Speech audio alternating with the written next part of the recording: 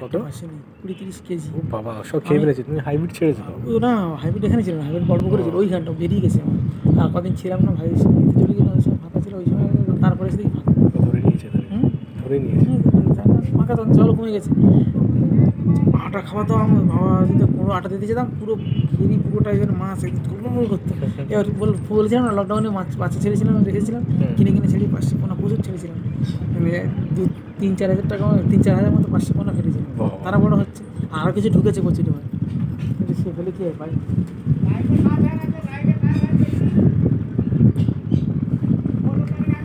এবার হয়েছিল অন্তত যে ওই পেলে ওখানে একটু বসবে 20 কেজি 500। তোমাদের থেকে মাছ চুরি করে আবার?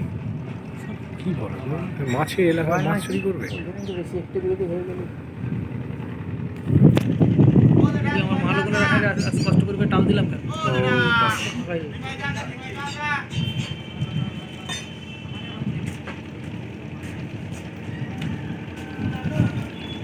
জন্য এই পুকুরে ভাতটা কমপ্লিট করে নেবো, নিয়ে আর ওই সুপুরি চারা কিছু করেছি 4-5 দিন। আমার এবার ওই বাড়ির সুপুরি থেকে চারা করা হচ্ছে।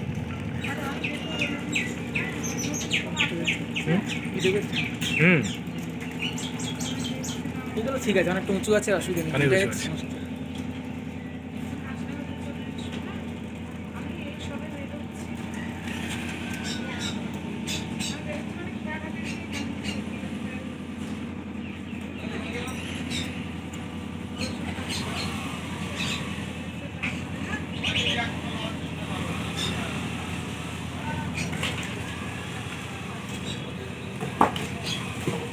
বাবা, অতটা কাঠ না হবে তারপরে?